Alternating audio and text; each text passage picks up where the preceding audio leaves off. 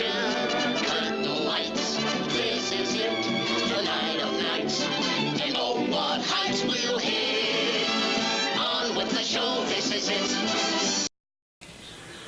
Hey, this is Goose back with a little interesting video. A lot of people have been asking me, since I've been doing my Halloween videos this month, people have been asking me, am I going to talk about the movie Hereditary that came out earlier this year?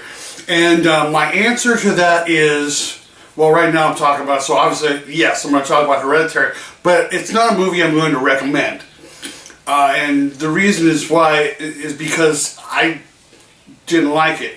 Now here's the interesting part, is that I've talked about, because this movie got a lot of hype, this movie got a lot of positive press and reviews, and it's like 86% on Rotten Tomatoes, and the trailers made it look really, really good, made it look really interesting. In fact, I even promoted it on one of my earlier shows on another network, and I was interested and was really, really looking forward to seeing it, and when I did, I just was not impressed, and I thought, well, maybe it's me, maybe it's just my opinion. And I preface this by saying that I now have talked to other filmmakers, I've talked to other influencers, podcasters, and we've all come to the same conclusion that the movie is just, it's not very good. It just sucks. As a matter of fact, the most positive review that I've gotten from anybody that I've talked to about it was, at least we were drinking before we went in to see the movie.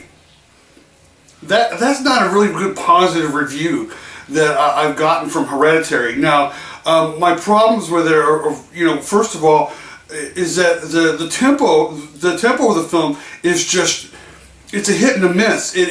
There are some scenes that are very, very quick, and they're very, very, the tempo is picking up, and then all of a sudden you end up getting scenes where they're long and drawn out, and it takes you out of the rhythm and the tempo of where it was going and where it was building.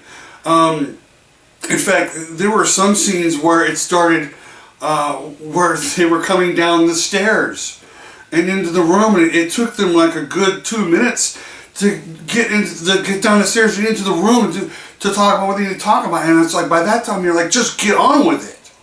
Just get on. The tempo on this film was horrible. There was also no build-up of tension, in my opinion, to the climax. The climax just seemed kind of like, once it came, it was gone. It was like we didn't even see it. It was like, ho-hum, just like, here, let's show you some scary stuff, and we'll get to the climax, and it didn't seem like, it seemed like the irregular tempo just took me out of the film, and it became boring at certain parts. Another thing was that it felt like there were scenes that were just so overacted that it became almost unbelievable. It was like, this was a little bit over the top, and I'm kind of surprised because, with really good actors like Toni Collette and Gabriel Byrne, you would think that someone would come on, hey, this is just a little too much, but there are some scenes where they was just way over the top, way overdone, and it just seemed, again, it didn't put me in that believable category. Plus, there were a couple of plot holes that were just tremendously apparent. First of all, the first one is that in the beginning, this poor girl, she suffers from a nut allergy, and yet nobody can remember to bring an EpiPen. How can you not remember to bring an EpiPen if one of your kids has a deadly allergy to a very common product, which is like nuts? In fact, I know parents who carry multiple EpiPens just in case something like this happens with their kid. So the fact that you have two scenes where there's no EpiPen for a kid that has an allergy, I'm sorry, that's a big plot hole, and it just seems like it was a convenient way for the screenwriter and the director to just move along the plot, because, hey, she suffers an allergy attack and there's no EpiPen. Okay, well, that just left it very, very unbelievable. The other thing I had a problem with is a big plot hole, is that you would think that a daughter would know all of her mother's friends, people that she's grown up with, people that she's gone to school with, people that that she goes to like clubs with, and yet this woman shows up out of nowhere and comes to find out that she knew her, that the woman knew her mother. How is that possible? How is it that that it doesn't come up that, hey, you knew my mom? I found pictures of you with my mom.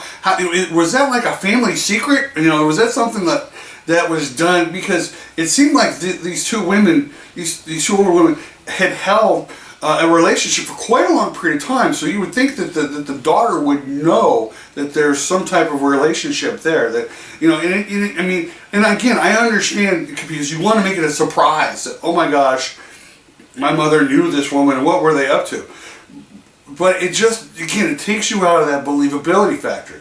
There are a couple things with Hereditary that I did like. I did like the miniatures telling a lot of the stories and the plot lines that went on with the relationship between the mother and the daughter and the family. I did like the fact she used miniatures to get through certain parts of her grief. It made an interesting little dynamic in the film, and I really liked it. I wish, maybe they could have played a little bit more on it, but then again, as I think back on it now, a little bit too much is, it just wouldn't have worked. I did find certain scenes that were scary, that were very intense, but they were so far and few between that I was just kind of disappointed. As a matter of fact, there was a group of teenagers behind me watching this film, and they were paying more attention to each other than the movie. That's a death sentence for any kind of horror film. If you've seen Hereditary and you like it, good. Because guess what? This is just my opinion. And I want to let you know that there are certain movies that I watch that I like, that I think you would like. But if you went and saw it and you liked it, thought it was scary, good. But for me, it wasn't. It was long. It was boring. You could have easily taken 20 minutes out of this film and it would have probably made the tempo a lot better. But instead, the long, drawn-out scenes just took me out of everything, and it just became boring and a trudge to get through. My name is Goose Scott, on with the show. If you like the video, give me a big thumbs up. Subscribe below and hit the bell for notifications because I do put out new videos all the time. Until next time, go catch a show.